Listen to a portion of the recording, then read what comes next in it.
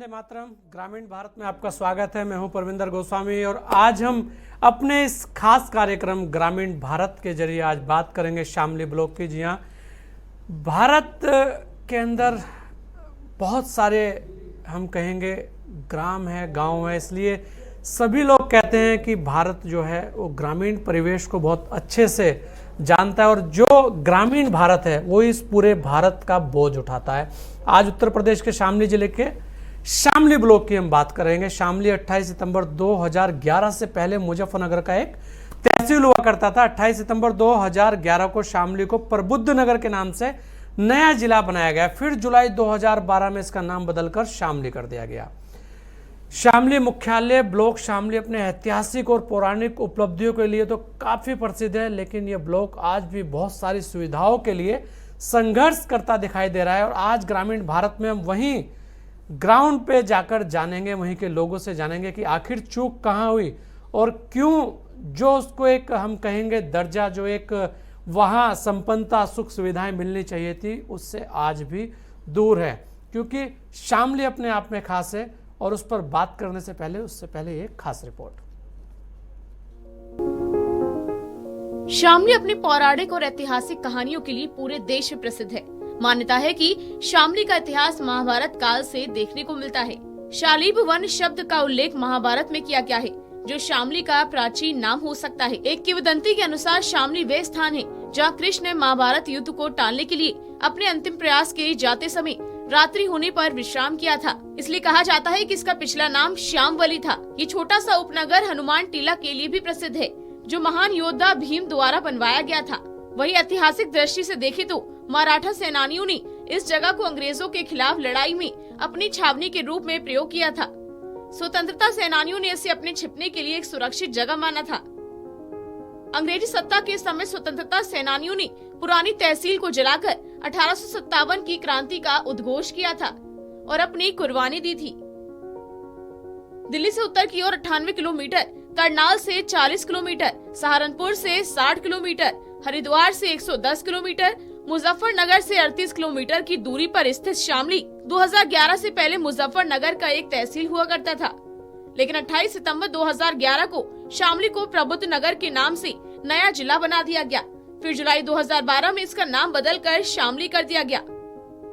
शामली तहसील से जिला बन गया।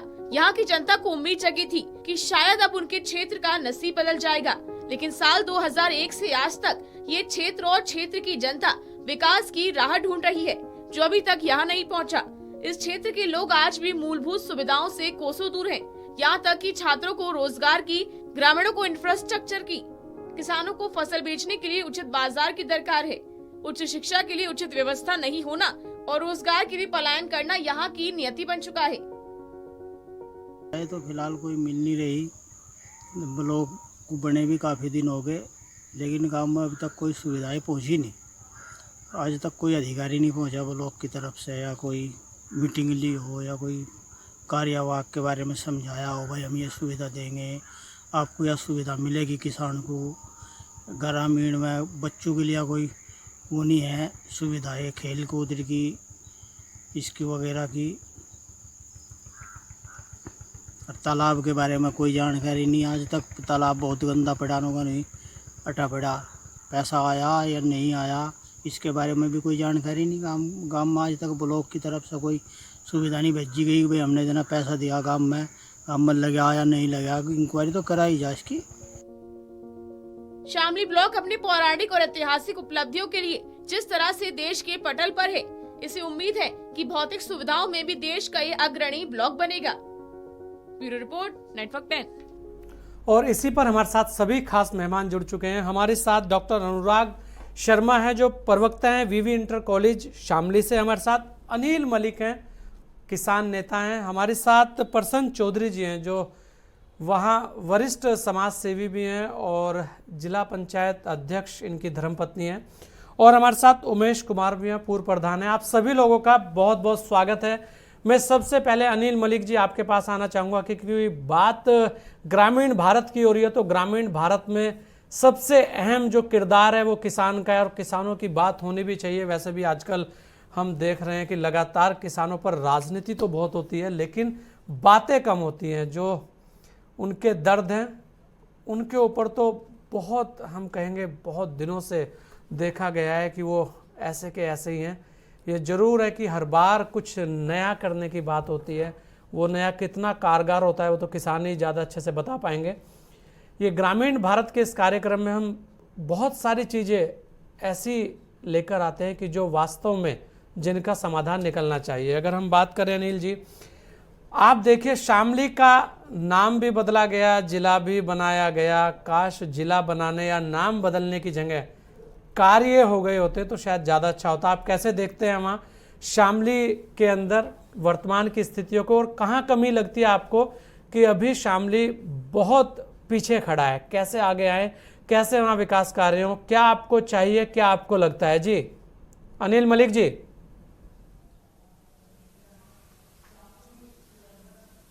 जी जी जी, सबसे पहले तो मैं धन्यवाद देना चाहूँगा नेटवर्क 10 को जी। क्योंकि चुनाव में तो हमेशा जनप्रतिनिधि चर्चा करते हैं गांव की और किसान की जी। और उसी समय चैनल के लोग भी जो है गांव का दौरा करते हैं जी। लेकिन आपने जो ये पहल की, ये एक बहुत अच्छी पहल है, बहुत बड़ी पहल है जी। और गांव में मूलभूत आवश्यकताएं जो होती हैं चिकित्सा और चिकित्सा जी। मंडी और रोजगार, ये तीनों से ही जो है पिछड़ा हुआ है ग्रामीण क्षेत्र शामली का। और इसके साथ साथ अगर यहाँ देखा जाए 1933 का शुगर मिल है जी। लेकिन गांव में ना स्टेडियम की बात है, ना तालाब की बात है, ना यहाँ कोई मंडी है जी। और ना कोई नई योजनाएं सरकार के द्वारा लाई जाती जी। जिससे ग्राम जो सरकार है योजनाएं मान लिया एसी में बैठकर लखनऊ और दिल्ली में पास करती हैं, ग्रामीण स्तर पर कोई भी अधिकारी उन्हें जो है कार्यरत करने में कार्यरत हों, वे यहाँ काम करें, उनकी योजनाओं का लाभ दें, बताएं गांव ग्रामीण क्षेत्रों को, ऐसा कुछ नहीं है यहाँ पे जी। और निश्चित रूप से यदि स्टेडियम पे होगा, ग्रामीण क्षेत्रों में मंडी हो, फूल की मंडी हो, सब्जी की मंडी हो, ग्रामीण क्षेत्र का जरूर उद्धार होगा।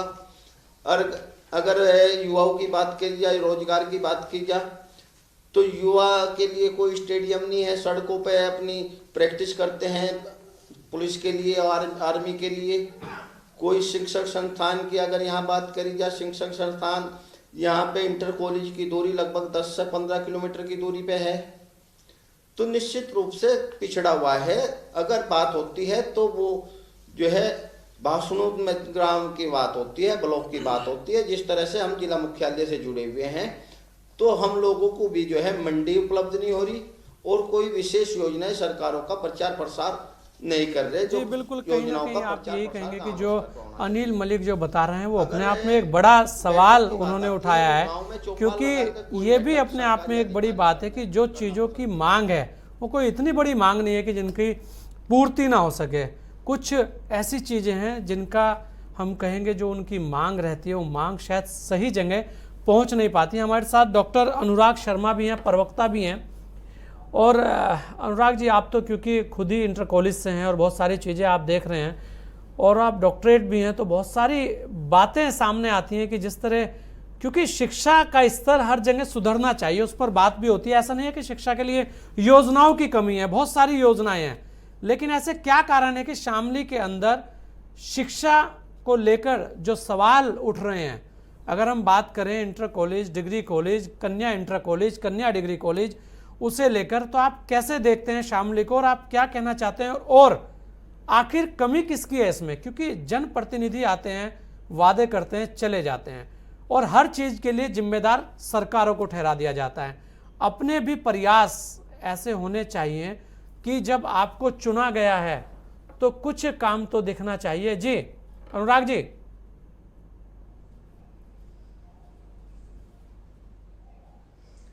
धन्यवाद परविंदर जी। सबसे पहले नेटवर्क 10 की पूरी टीम को बधाई जी, जिसने ब्लॉक स्तर पे चलाई जाने वाली जो महत्वपूर्ण जरूरतें हैं उसके लिए डिबेट कराई। रही बात शामली ब्लॉक की, मैं आपसे बात बताऊं जी। अभी जैसे मेरे साथी पैनल में अनिल जी मौजूद हैं जी, उन्होंने कहा कि शिक्षा नहीं है या जो मूलभूत सुविधाएं इस ब्लॉक में नहीं है, उससे मैं सहमत नहीं हूं जी। मैं आपको बताता हूं, शामली ब्लॉक के अंदर अगर आप पूरे प्रदेश के ब्लॉक चिन्हित करें, उनमें शामली सर्वश्रेष्ठ ब्लॉक है। संपन्नता के हिसाब से आकलन करेंगे तो लखनऊ के जो ब्लॉक है वो भी शामली से पीछे हैं। बात रही ऐसे ब्लॉक जिसमें खेल के मैदान उत्तर प्रदेश सरकार के द्वारा, चाहे वो भैंसवाल में हो, झाल में हो, सिंभालका में हो, लाख में हो, बावड़ी में हो, विशेष योजना सूखी नदी जो हमारी है शामली ब्लॉक के अंदर, उनकी सफाई की व्यवस्था और उनके जीर्णोद्धार, पूरा जनपद ओडीएफ, उसके बाद जितनी अपनी ग्राम पंचायत है उसके अंदर टॉयलेट्स की फैसिलिटी शामली ब्लॉक में अवेलेबल। शामली ब्लॉक के अंदर आप शिक्षा की बात अगर करें, लगभग 6 डिग्री कॉलेज, जिसमें सेल्फ फाइनेंस के कुछ कॉलेज हैं और कुछ कॉलेज एडेड हैं। 2 डिग्री कॉलेज शामली में अपने आप हैं, वीवी डिग्री कॉलेज शामली और राष्ट्रीय किसान डिग्री कॉलेज शामली। दूसरी बात, गांव में जनसेवा केंद्र के माध्यम से बैंकिंग करस्पोंडेंट सखी की योजना, पंचायत घर तक लाने की योजना उत्तर प्रदेश सरकार की है, जो कि शामली ब्लॉक में क्रियान्वयन के लिए माननीय जिलाधिकारी महोदय, हमारे जनप्रतिनिधि, चाहे वो स्थानीय सदर विधायक हो तेजेंद्र निर्वाल जी हो या हमारे मंत्री हो, जो भी सरकार की व्यवस्था से जुड़े हुए लोग हैं या जो भी प्रशासनिक लोग हैं, उन सभी के द्वारा त्वरित गति से पूरी ताकत के साथ तो सारी अनुराग जी, अगर हम बात करें शामली की, अनुराग जी मैं आपकी बात रोक रहा हूं, खाली एक सवाल और अनुराग जी आपसे, एक सवाल आपसे इतना सा है अनुराग जी कि आपने जो बातें बताई हैं उसका सार सीधा सीधा ये निकल रहा है कि शामली ब्लॉक के अंदर किसी भी प्रकार की किसी को कोई समस्या नहीं है, वहां सब कुछ ठीक है, वहां सारी योजनाएं क्रियान्वयन करी जा चुकी है, वहां कोई परेशानी नहीं है, लगभग सारी चीजें जो है वहां पूरी हो चुकी है। ऐसा आपके द्वारा जो बताया जा रहा है उससे ऐसा ही लगभग प्रतीत हो रहा है। जी डॉक्टर अनुराग जी। नहीं, देखिए परविंदर जी, परविंदर जी, मैं आपकी बात को ही आगे बढ़ाते हुए अपनी बात को संबद्ध कर रहा हूं जी। विकास एक निरंतर चलने वाली प्रक्रिया है जी। ऐसा नहीं है कि जो हो गया उसके बाद कोई काम नहीं होगा जी। विकास की गुंजाइश या कामों की गुंजाइश, इंप्रूवमेंट की गुंजाइश हमेशा है जी।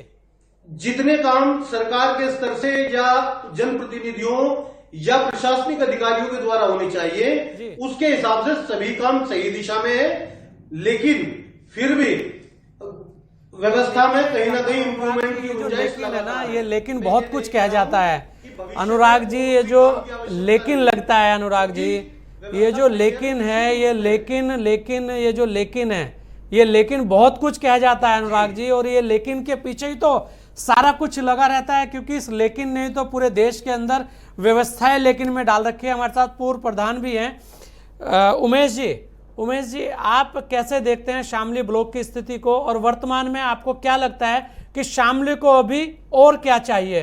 क्योंकि बातें बहुत हैं, राजनीति बहुत होती है और राजनीति करनी भी चाहिए, लेकिन राजनीति अगर विकास के ऊपर हो, राजनीति विकास की बातों पर हो तो ज़्यादा अच्छा है, क्योंकि आजकल राजनीति जो है वो या तो क्षेत्रवाद या जातिवाद या धर्मवाद में बढ़ती नजर आती है। अगर हम बात करें उमेश जी की शामली के अंदर, क्या आपको लगता है कि हमें क्या क्या चाहिए जिससे कि शामली ब्लॉक भी बहुत है, ठीक है, अच्छी बात है, कार्य हो रहे हैं, अच्छा है, काम होने भी चाहिए, लेकिन कुछ काम ऐसे भी हैं जो नहीं हो रहे और वो पहले प्राथमिकता पे होने चाहिए, उसकी बात हम आपसे करने आए हैं। जी उमेश जी।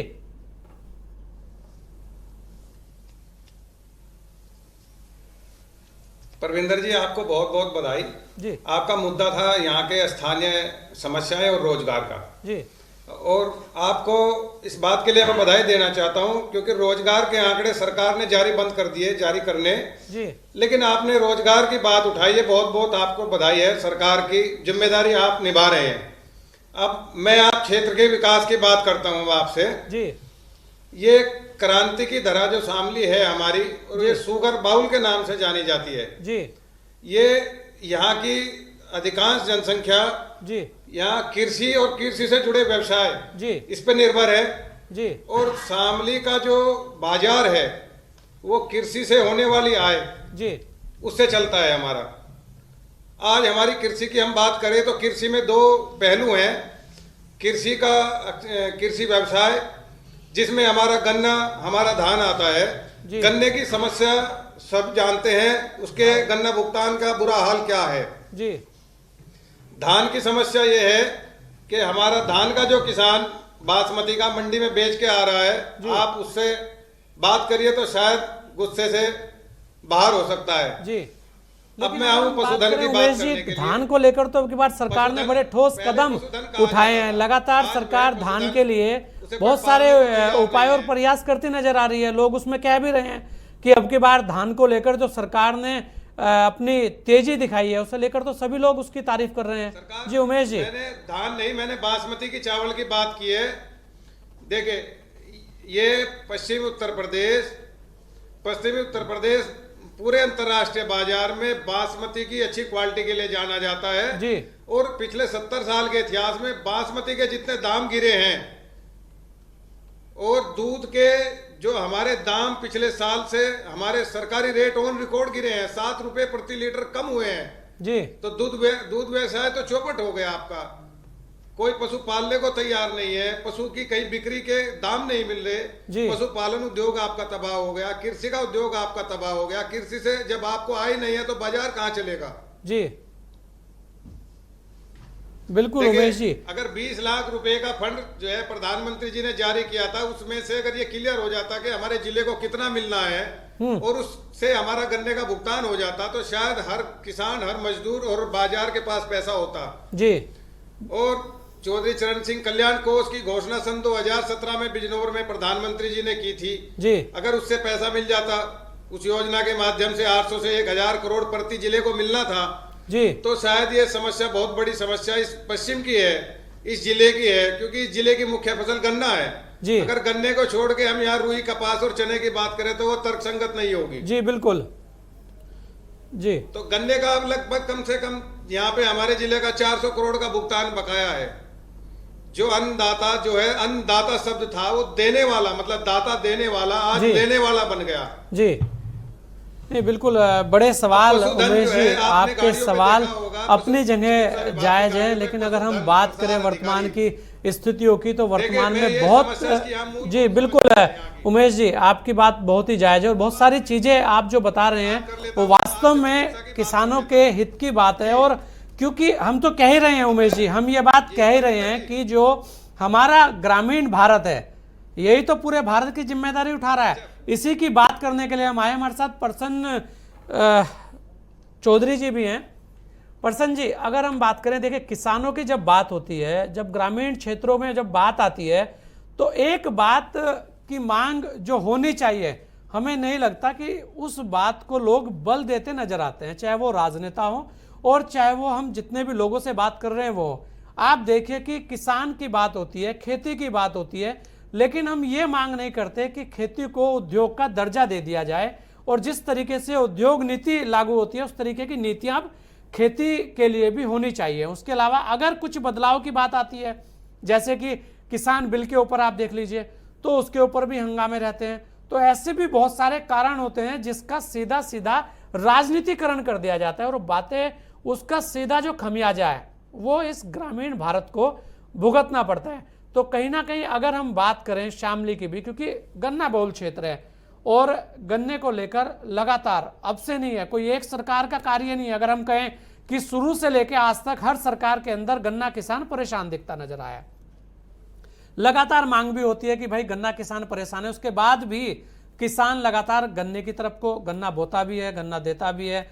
और अभी जैसे हमारे उमेश जी ने बात की कि बासमती की भी बात करता है, तो प्रसन्न जी लगातार सारी चीजों पे बात होने के बाद भी आखिर जो ग्रामीण क्षेत्र है उससे ऐसा क्या हो जाता है कि वो लगातार एक ही चीज को कहते कहते आने के बाद भी अपनी समस्याओं का समाधान नहीं कर पाता, फिर वो वोट देने चला जाता है, फिर वोट देने चला जाता है, सरकारें आती हैं, सरकारें चलती चली जाती हैं और वो कहते रहते हैं कि ये समस्या थी, ये तो बनी रही।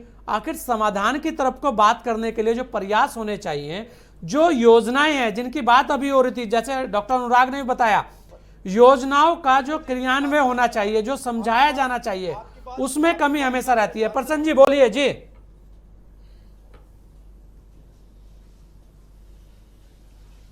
हाँ, आपकी बात मैंने बड़े ध्यान से सुन ली। पहले तो मैं आपके चैनल का नेटवर्क 10 का बहुत बहुत धन्यवाद करता हूँ। परविंदर जी आपका भी धन्यवाद करता हूँ। यहाँ की जो लोकल टीम है उसका भी धन्यवाद करता हूँ। अमित जी का धन्यवाद करता हूँ कि आप सभी ने हमें जोड़ा और इसके लिए यहाँ डिबेट के लिए बुलाया।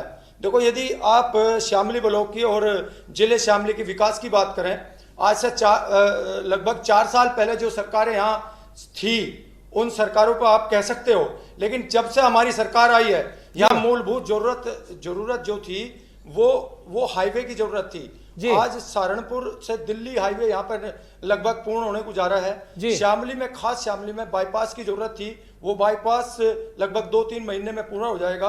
और आप लखनऊ के मानचित्र पे, उत्तर प्रदेश के मानचित्र पे शामली को 2 साल के बाद देखना, जिसमें से 3-3 हाईवे गुजर रहे हैं। उससे विकास होगा, उससे यहाँ उद्योग भी लगेंगे, उससे हमारे जो किसान बिरादरी है उसका भी फायदा होगा। अभी मेरे भाई उमेश ने जो बात बताई है और मलिक साहब ने जो बात बताई है, यदि हम गन्ने की बात करें तो गन्ना यहाँ 40 से 50 क्विंटल का बीघा निकलता था, आज वही गन्ना यहाँ 100 क्विंटल का बीघा निकलता है। यहाँ के किसान मेहनती हैं, मेहनत करते हैं और उसकी आय में भी इजाफा हुआ है। यहाँ मैं ये बात जरूर मान सकता हूं कि कुछ राजनीतिक पार्टियों ने हमारे जिले को सही तरीके से नहीं आका और यहाँ दुर्व्यवहार किया, लेकिन जो भारतीय जनता पार्टी की सरकार है, माननीय नरेंद्र मोदी जी की सरकार है, माननीय योगी जी की सरकार है, उन्होंने इस जिले पर ध्यान दिया है। यहाँ 3-3 हाईवे जब निकलेंगे, हमारा युवा बाहर जाने के लिए, पढ़ने के लिए बाहर भी जा सकता है, कंपटीशन देने के लिए जा सकता है। यदि हम एजुकेशन की बात करें, पिछले साल का मेरे पास रिकॉर्ड है, 7 पीसीएस अफसर हमारे जिले से निकले हैं और ग्रामीण क्षेत्र से निकले हैं। एक लड़की खानपुर की है जो आईएएस बनी है, 28वीं रैंक थी उसकी। हम पढ़ाई में भी किसी से पीछे नहीं है। यहाँ के संघर्षशील युवा हैं। थोड़ी सी जरूरत जो हमें थी वो हमारी सरकार से हमें भली भांति मिल रही है। रही बात गन्ने के पेमेंट की, वो यदि आप देखा जा पैदावार के हिसाब से इतना गन्ना हमने पैदा किया है, उसके हिसाब से हमें पेमेंट भी उसी आधार पर हमें मिल रही है। कुछ प्रॉब्लम्स हैं, हमारी सरकार ने लिख के दिया है कि भाई 14 दिन में इसकी पेमेंट हो। एक हमारा ये काम रह रहा है, इसकी हम मांग उठा रहे हैं कि वो 14 दिन का पेमेंट भी बहुत जल्दी होने को जा रहा है। रही किसान विधेयक का भी लाभ किसानों को इस जिले में भी मिलेगा, वो इनके फायदे का होगा, क्योंकि किसान कहीं भी जाके अपनी उपज को बेच सकता है। कई बार यहाँ ऐसे आंदोलन हुए हैं जो बॉर्डर पे हमारे किसान खड़े रहे और उन्हें हरियाणा में अंदर घुसने नहीं दिया, लेकिन अब हमारा किसान हरियाणा और पंजाब में जाकर भी अपनी फसल को बेच सकता है। दूसरी बात यह है, हिंदुस्तान के अंदर यदि किसान के आगे इस विधेयक में कोई समस्या आएगी तो वो साधारणतया, क्योंकि वो उसमें तो जा नहीं सकता हाई कोर्ट में और कोर्ट में, किसान छोटे किसान है, वहां तक उसकी पहुंच नहीं होती, लेकिन वो एसडीएम के पास जा सकता है। यदि उसकी कोई भी दिक्कत होगी वो एसडीएम को पकड़ सकता है, लोकल नेता को पकड़ सकता है। तो ये जो अध्यादेश है उनके फायदे का है, नुकसान का नहीं है। जी बिल्कुल प्रसन्न जी, ये तो बिल्कुल सही बात है कि कहीं ना कहीं कुछ ना कुछ चेंज चाहिए थे और कहीं ना कहीं चेंज करने भी चाहिए। और प्रसन्न जी, चेंज होंगे तब उसका रिजल्ट जब सामने आएगा तो बदलाव भी उसके बाद देखा जाएगा होगा। अगर हम बात करें प्रसन्न चौधरी जी, एक सवाल आपसे हो रहा है, क्योंकि बहुत सारी बातें आपने बताई। वास्तविकता यह है कि एक तो मंडी की वहां बात हो रही थी कि मंडी की समस्या बनी हुई है, उसे लेकर आप क्या कहना चाहेंगे? और दूसरी बात, आपको क्या लगता है कि अगर कुछ और कार्य ऐसे जो वास्तव में वहां होने चाहिए और वो नहीं है, उसे लेकर आप क्या कहना चाहेंगे? कौन से ऐसे कार्य हैं जिनको होने से वहां के युवा हो या किसान हो सबको लाभ मिले? जी, वो किसान नेता है। यहां मंडी की जो समस्या थी, जी बोलिए। मैं भी किसान हूं, यहां मंडी की समस्या थी, लेकिन हमारी सरकार ने अब गेहूं भी प्रत्येक किसान का खरीदा है और अब धान भी प्रत्येक किसान की खरीदी जा रही है। और रही बात मंडी की, अब जो अध्यादेश आ रहा है उसमें तो हमें मंडी की जरूरत ही नहीं है। अब अपने पास व्यापारी हमारे पास आएगा और खरीदेगा। जी, मंडी की आपको आवश्यकता वहां नहीं लगती। लेकिन बिल्कुल अनुराग जी, मैं आपके पास ही आ रहा हूं। अनुराग जी, आपको क्या लगता है कि वर्तमान की स्थितियों में शामली ब्लॉक को और क्या चाहिए जिससे कि शामली के अंदर हम ये कहेंगे, क्योंकि बड़ा ऐतिहासिक पौराणिक स्थान है और कहीं ना कहीं उसको उसके अनुरूप उसका जो कद है वो होना चाहिए, क्योंकि राजनीति की बात ना कर आज खाली ग्रामीणों की और ग्रामों की और किसानों की बात करेंगे। जी अनुराग जी।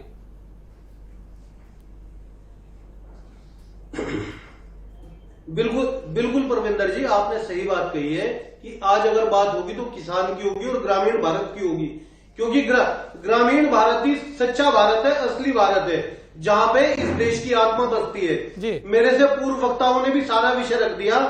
आप देखें, गन्ना क्योंकि इस जनपद की मूल पहचान है और क्योंकि गन्ना मंत्री भी इस जनपद से संबंध रखते हैं जी, गन्ना भुगतान की जितनी बेहतर व्यवस्था पिछली सरकारों की तुलना में इस सरकार में हुई है जी, उसके आंकड़े सबके सामने हैं जी। सबसे बेहतर व्यवस्था गन्ने के भुगतान की अगर हुई है तो माननीय योगी जी के नेतृत्व में हुई। बिल्कुल वो तो हुई है अनुराग जी। चाहिए क्या है यहाँ पे अनुराग जी? अगर हम गन्ने को छोड़ दें थोड़ी देर के लिए, गन्ने की बात तो सभी ने कर ली अनुराग जी, गन्ने के अलावा भी बहुत कुछ बचता है कि गन्ने के अलावा वास्तव में शामली को और क्या चाहिए उस पर थोड़ी सी बात कर ली जाए। जी देखिए सड़कें आप देखिए मैं आपको बताता हूं, अभी कोविड एक ऐसी आपदा रही, उस कोविड में भी उत्तर प्रदेश सरकार ने शामली के अंदर 200 बेड का A2 लेवल का कोविड का हॉस्पिटल शामली को दिया है जी। दूसरी बात, मेडिकल कॉलेज शामली में आने जा रहा है जी। इसी सरकार के अंदर आप देखेंगे एक मेडिकल कॉलेज की आवश्यकता इस जनपद को थी, जो कि सरकार की तरफ से बहुत जल्दी पूरी प्लानिंग में है।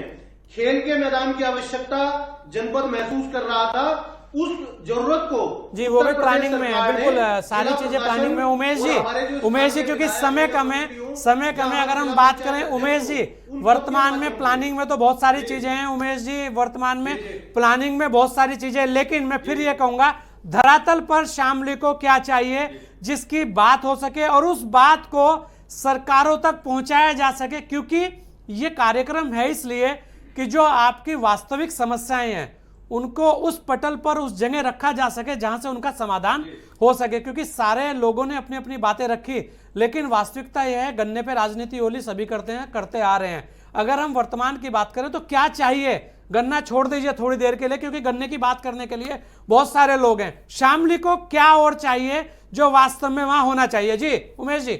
मैं आपको बता दूं जी क्या चाहिए, ये होना चाहिए जितने हमारे प्राथमिक स्वास्थ्य केंद्र हैं जी उनमें डॉक्टर होने चाहिए जी, जो हमारे यहाँ पे राजकीय इंटर और डिग्री कॉलेज होने चाहिए जी। ये प्राइवेट इंटर कॉलेज और डिग्री कॉलेजों के नाम गिनाए हैं इन्होंने एडिट के जी। मैं आपको बता दूं आपका हॉस्पिटल है उसमें आपके कोई इंस्ट्रूमेंट मौजूद नहीं है जी, जिसका आप उद्घाटन कर रहे हैं उसमें कोई सुविधाएं नहीं है। आप मुझे बता दीजिए ग्रामीण क्षेत्र में आपकी कितनी जो है सरकार की तरफ से परिवहन व्यवस्था उपलब्ध है, किन किन रूट पे आपकी कितनी बसें चल रही हैं? एक बस नहीं चल रही है आपके ग्रामीण क्षेत्र में जी। आपके हॉस्पिटल में डॉक्टर नहीं है, आपके पास में राजकीय इंटर कॉलेज और डिग्री कॉलेज और अन्य जितने भी सरकारी संस्थान है एक भी आपके पास में किसी की आपने उद्घाटन किया? देखिए ये जिला स्वीकृत है, एक जनपद एक उत्पाद के लिए, उसमें रिम धुरा उद्योग है। आप बताइए आपने 4 साल में क्या एक भी इंडस्ट्री का उद्घाटन किया? बहुत सारी चीजें हैं। आज समय बहुत कम है क्योंकि सभी लोगों ने अपना समय हमें दिया, बहुत ही कीमती समय आप सभी लोगों का है। अगर हम बात करें बिल्कुल प्रसन्न जी फिर कभी आपके साथ दोबारा जुड़ेंगे क्योंकि आज समय कम है और बहुत सारी बातें हैं। अगर मैं बात करूं तो 2-3 चीजें हैं, अगर आप सहमत हैं तो केवल हाँ कर दीजिएगा क्योंकि समय बिल्कुल ही कम है। एक बात कि कहीं ना कहीं जो परिवहन व्यवस्था है उस पर काम होना चाहिए और जो स्वास्थ्य की बात हुई है, जो सभी लोग कहते भी हैं स्वास्थ्य सेवाओं को लेकर भी बेहतर वहां किया जाना चाहिए। उसके अलावा रोड वहां बने ही हैं, हाईवे वहां निकले ही हैं और गन्ना किसान के लिए तो बात करने के लिए बहुत समय है, बहुत सारी चीजें हैं। आप सभी लोगों का बहुत बहुत धन्यवाद। तो ये थे शामली के सभी लोग जिन्होंने बताया कि वास्तविकता शामली की क्या है। अलग अलग मतभेद हैं, अलग अलग बातें हैं, लेकिन इस कार्यक्रम का मकसद केवल यह है कि जो वास्तव में वहां जो हम कहेंगे ऐसी समस्याएं जिनका समाधान जिला स्तर से सरकारी स्तर से हो सकता है उसको लाया जाए, उसे सामने लाया जाए, जिससे कि वहां जो ग्रामीण भारत है उसको उसके जैसा जो हम कहेंगे जो मिलना चाहिए, जो सुविधाएं वहाँ होनी चाहिए वो मिल सके। आज ग्रामीण भारत में इतना ही, दीजिए मुझे इजाज़त, जय हिंद।